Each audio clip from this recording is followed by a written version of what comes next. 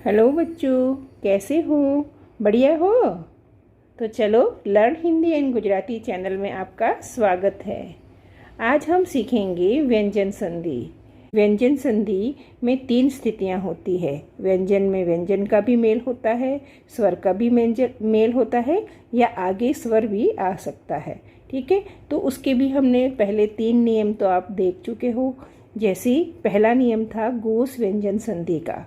गोस व्यंजन संधि में ये था कि अघोष व्यंजन होता है, उसमें घोष व्यंजन जब जुड़ता है तो ये जो अघोष था वो घोष में परिवर्तित हो जाता है। ठीक है, तो यहाँ पर अगर हम देखते हैं कि ये जो क च ट त प है ये अघोष व्यंजन है। ठीक है, तो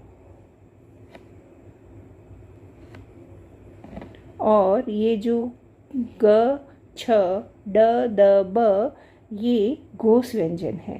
ठीक है, तो ये जो अघोष व्यंजन है ये घोष में परिवर्तित हो जाते हैं। अगर आपको ये घोष अघोष याद न रहे तो आप ये भी याद रख सकते हो कि जो हमारे व्यंजन की प्रथम पंक्ति के जो वर्ण थे वो तीसरी पंक्ति के वर्ण में बदल जाते हैं। जैसे क का पहली पंक्ति का वर्ण क हुआ तो क, ख छोड़ के ग, च छोड़ के छ, ट के बाद ठ छोड़ के ड, त के बाद थ छोड़ के द, प फ ब। ठीक है, तो आप इस तरह से भी याद रख सकते हो।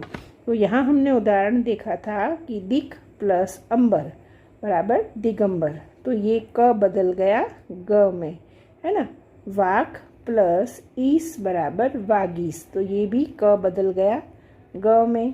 ठीक है, सठ प्लस यंत्र बराबर षड्यंत्र, तो यहाँ पर ये ट बदल गया ड में। ठीक है, तो आपने ये पहला उदाहरण यानी कि पहला नियम घोष व्यंजन संधि का सीख लिया था।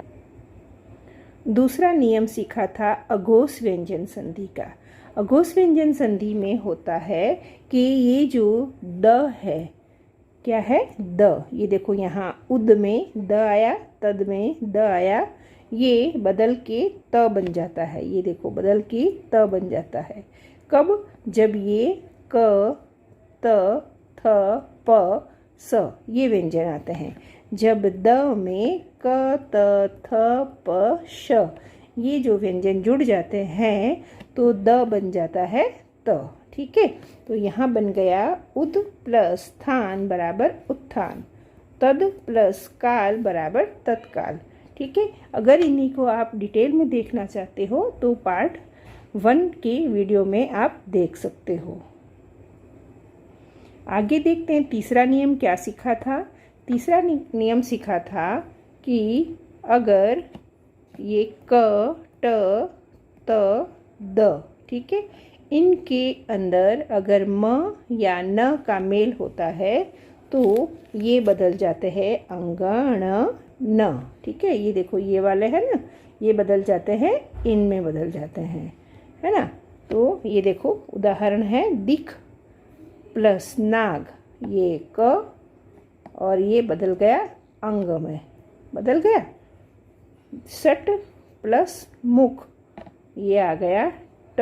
ठीक है, तो हो गया सन्मुख, ये अण हो गया ना।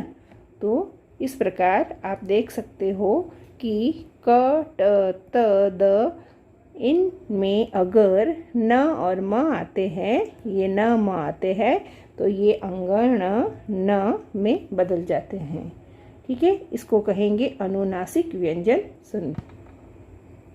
इसके बाद आपने आगे से देखा था कि ये जो क ख ग च ज ड त द ध न ये आते हैं ये बाद के। ठीक है, और इसके पहले म आता है, इसके पहले ये म आता है। ठीक है, तो ये जो है, ये जो हमारे व्यंजन हैं ये बदल जाते हैं अंग और न में। देखो ये बदल रहे हैं ना, अंग यंग न में बदल जाते हैं।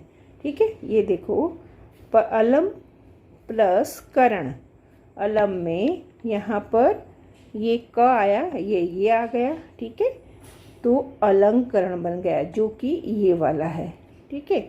वैसे ही परम प्लस तू, तो ये आया त, ये बन गया न, ठीक है, यहाँ न बन गया, ठीक है। तो अब हम इनको ऐसे अलंकरण तो नहीं लिखते हैं, ऐसे परंतु नहीं लिखते हैं, हम आजकल उसका उपयोग करते हैं अनुस्वार के रूप में। ये देखो अनुस्वार के रूप में करते हैं ना, तो इस प्रकार इस व्यंजन संधि में हमें ये ध्यान रखना है, ठीक है।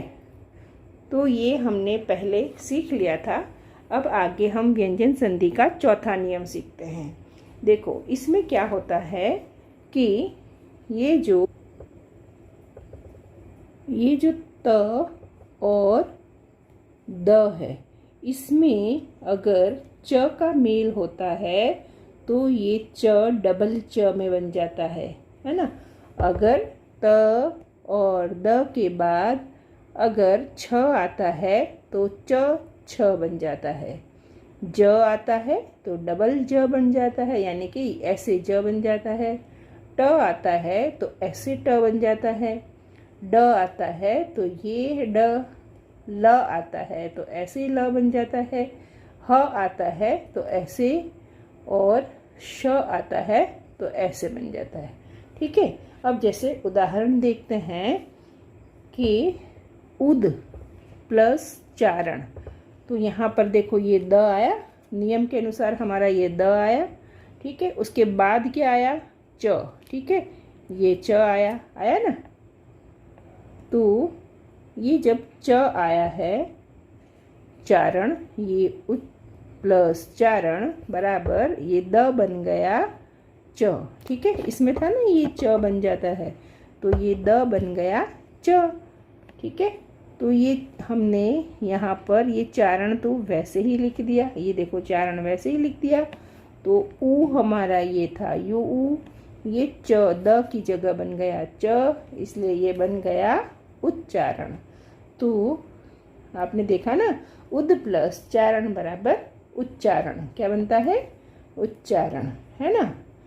अब दूसरा उदाहरण देखते हैं कि विद्वत प्लस जन कैसे बनेगा। तो विद्वत में भी ये देखो द आया है, क्या आया है, ये देखो द आया है ना, ये द आया है, ये विद्वत में द आया है।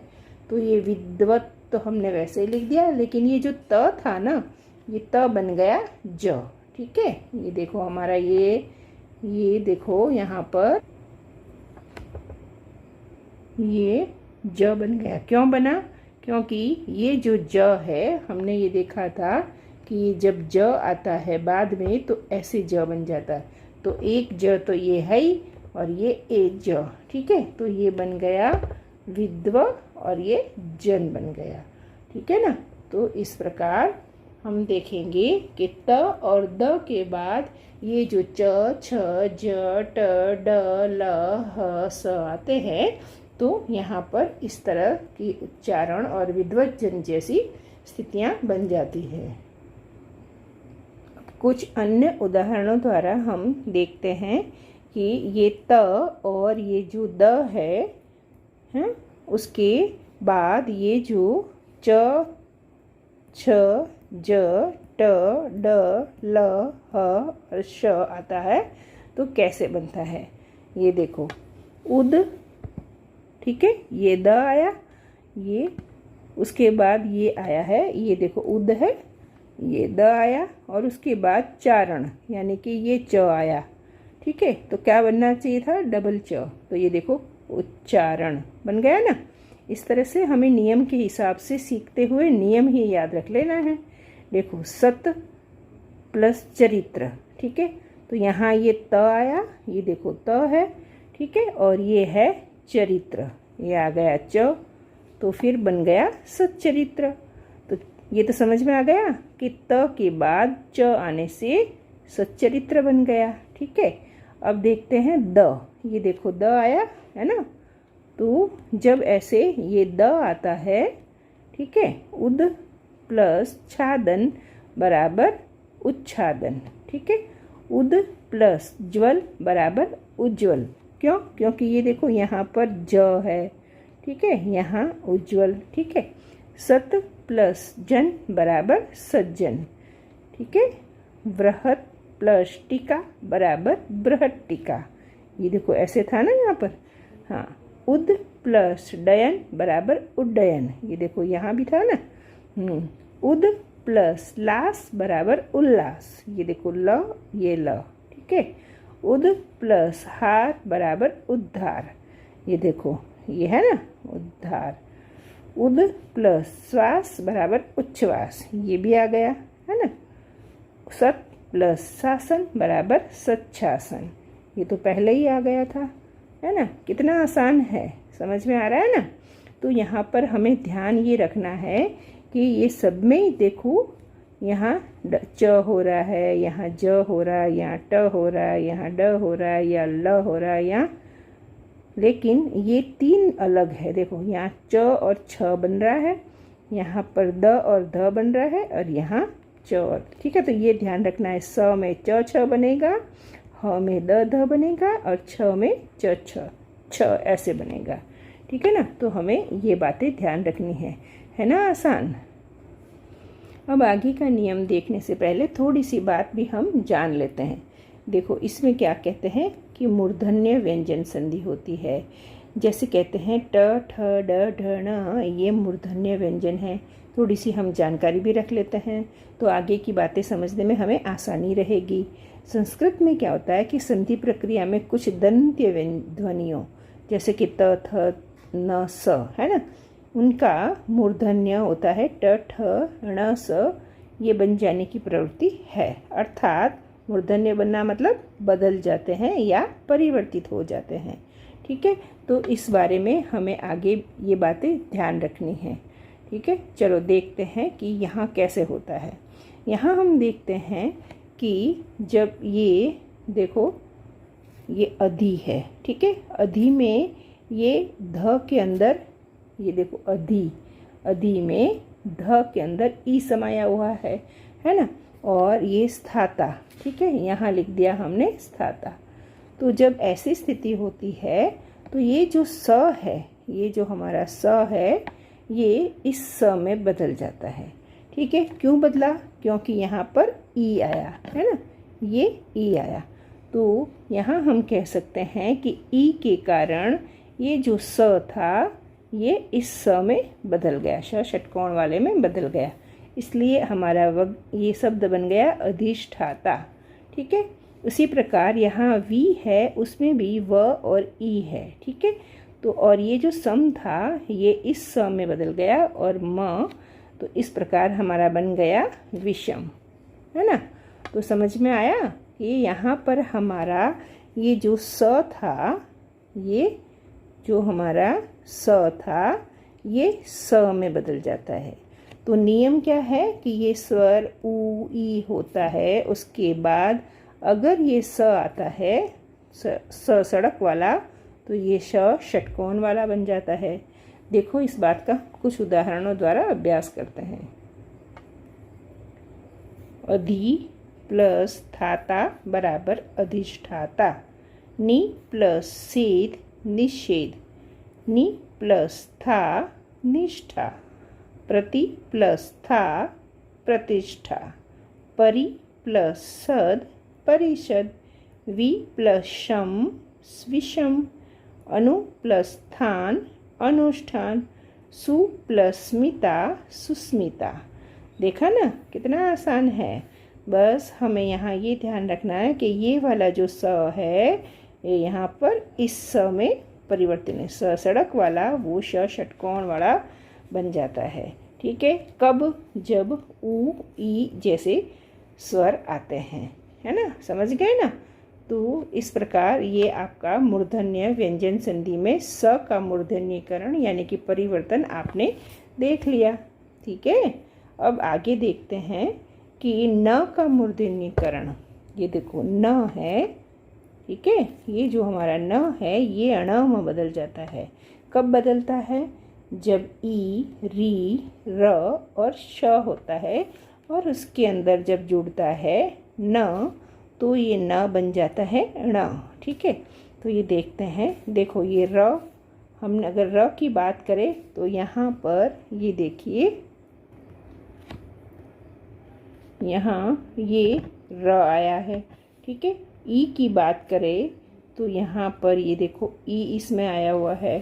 ठीक है, री की बात करें तो यहाँ री का प्रयोग देखा है, और श की बात करें तो यहाँ पर ये श आया हुआ है ना।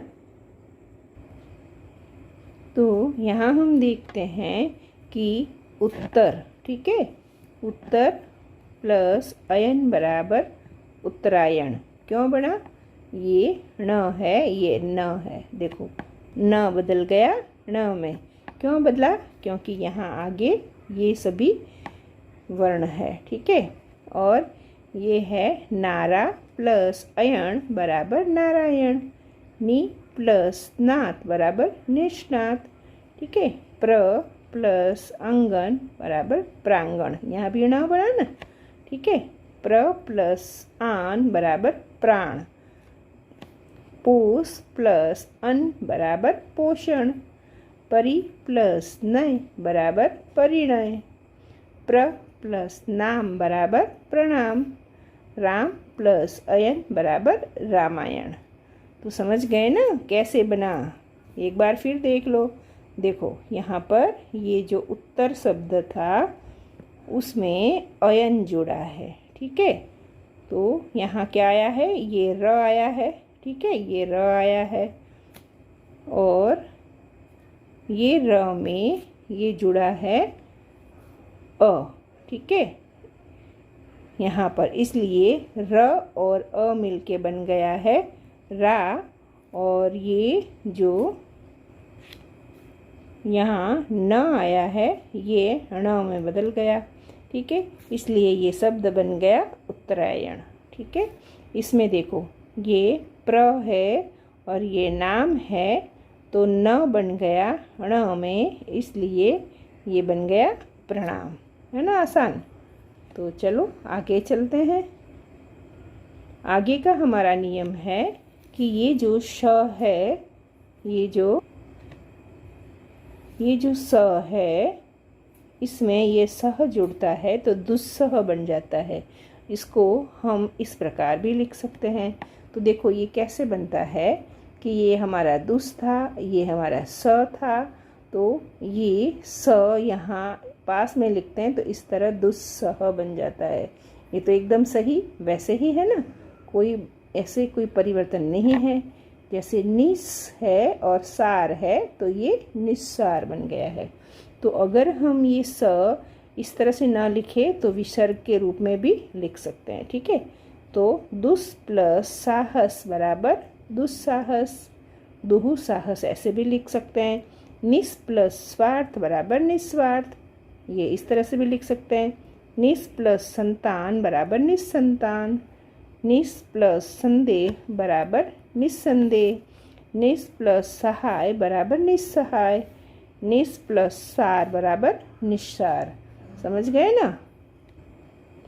आगे का हमारा नियम है, ये जो स है, ठीक है, ये कौन सा है? स है दुस, और ये निश।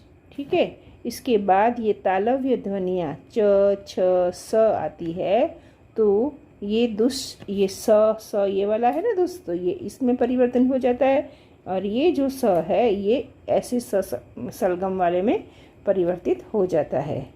देखो अब देखते हैं, ये देखो दुस, दुस प्लस चरित्र। ठीक है, ये देखो दुस आया और ये चरित्र का च आया, है ना, आया ना। तो दुस प्लस ये चरित्र बराबर ये बन गया इस प्रकार का श। ठीक है, दुष्चरित्र। दुस प्लस शासन, ये देखो ये दुस आया और ये श आया। ठीक है, तो दुस्शासन।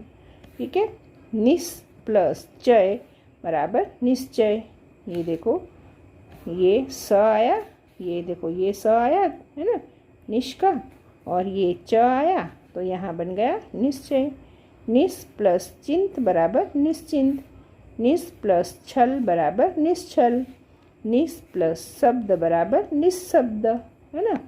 तो ये कैसे बने अगर आपस हम समझिए तो हम ये कहेंगे कि अगर दुस और निस उसके बाद उसमें जुड़ते हैं च छ स, तो ये जो स है ये इस स में, सलगम वाले स में, ये सड़क वाला श यहाँ पर भी ये सलगम वाला स बन जाता है ना। तो इसके उदाहरण देखते हैं। निस प्लस चय बराबर, ये स बदल के ये निश, ये चय बन गया, तो हमारा शब्द बन गया निश्चय। आगे देखते हैं कि ये जो हमारा दुस और ये निस है, उसके बाद अगर क प फ आता है तो ये जो दुस है, ये दुस ये इस तरह से षटकोण वाला सा बन जाता है और निस में स षटकोण वाला ऐसे बन जाता है। ठीक है, ये देखो निस प्लस पाप, यहाँ स का रूप परिवर्तित हो गया है ना, और ये पाप तो वैसे ही है, तो ये बन गया निष्पाप। दुस में ये जो स था ये ऐसा वाला स बन गया, तो ये बन गया दुष्फल, है ना।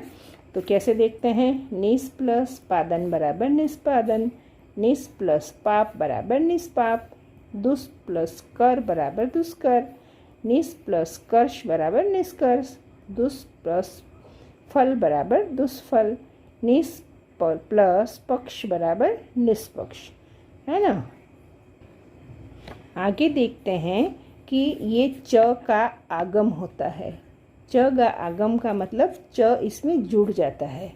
क्या होता है, च जुड़ जाता है। ये देखो, पद प्लस छेद बराबर पदच्छेद, अनु प्लस छेद बराबर अनुच्छेद, आ प्लस छादन बराबर आच्छादन, परि प्लस छेद बराबर परिच्छेद, वि प्लस छेद बराबर विच्छेद, स्व प्लस छंद बराबर स्वच्छंद, है ना। ये च देखो यहाँ पर जुड़ जाता है।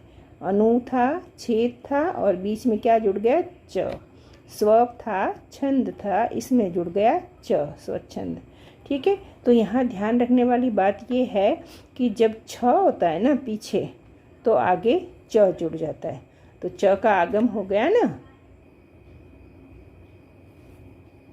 अब आगे का नियम हम देखते हैं कि ये जो श है और ये स है, इसका आगम होता है। कैसे होता है, देखो, शम प्लस कृति बराबर संस्कृति।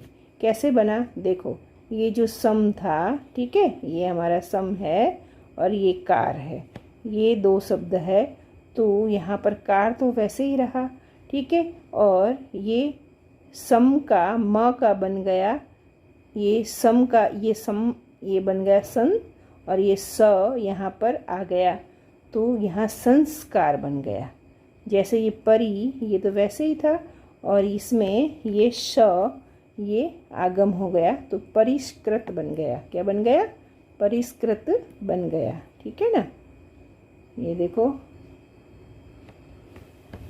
देखो इसमें हम देखते हैं कि ये जो सम है, ठीक है, ये सम है, इसमें कृति जुड़ता है, तो ये संस्कृति बन जाता है। कैसे बनता है, तो ये हम देखते हैं कि यहाँ हमारे नियम है कि स और श का आगम होता है, यानी ये जो सड़क वाला और ये षटकोण वाला स है, ये इसमें एक्स्ट्रा जुड़ जाते हैं। ये देखो, इसमें देखते हैं, जैसे हमारा ये सम था, तो सम का ये रूप यहाँ पर बन गया इस तरह से, ठीक है, और ये कार था, ये ऐसे बन गया, तो ये स एक्स्ट्रा जुड़ के संस्कार बन गया, है ना। परी में ये देखो, परी तो ये रहा, ये कृत ये रहा, तो यहाँ एक्स्ट्रा क्या जुड़ा, ये स षटकोण वाला, है ना। इसलिए तो कहा है कि स और श का आगम होता है। देखो, सम तो यहाँ पर ये बन गया सम, और ये कार तो ये रहा हमारा कार, यहाँ बीच में स जुड़ गया, सम ये रहा सम, ये कृत ये रहा कृत, बीच में जुड़ गया स। परी, ये देखो परी, ये है कृत, ये रहा कृत, और बीच में जुड़ गया श, परिष्कृत। परी कार, ये बन गया परिष्कार। परी कर्ता, परिष्कर्ता, है ना। कितना अच्छे से समझ में आ गया ना। तो आगे का नियम देखते हैं कि इसमें क्या होता है। इसमें होता है लोप होता है। लोप मतलब गायब हो जाता है ना। क्या गायब हो जाता है? व्यंजन। ठीक है, तो इसका नाम है व्यंजन लोप संधि। देखो इसमें क्या है, आत्मन प्लस विश्वास। आत्मविश्वास हो गया। ठीक है, क्या है? आत्मन प्लस विश्वास। तो इसमें से क्या चला गया? न चला गया ना, तो ये बन गया आत्मविश्वास। ठीक है, इस प्रकार हमारे इसमें न का लोप होता है, इसलिए इसको व्यंजन लोप संधि कहते हैं। ये देखो, पक्षिन प्लस गण बराबर पक्षी गण, प्राणी प्लस मात्र बराबर प्राणी मात्र, मंत्री प्लस मंडल बराबर मंत्री मंडल, राजन प्लस ऋषि बराबर राजर्षि, स्वामीन प्लस भक्त बराबर स्वामी भक्त। समझ गए ना?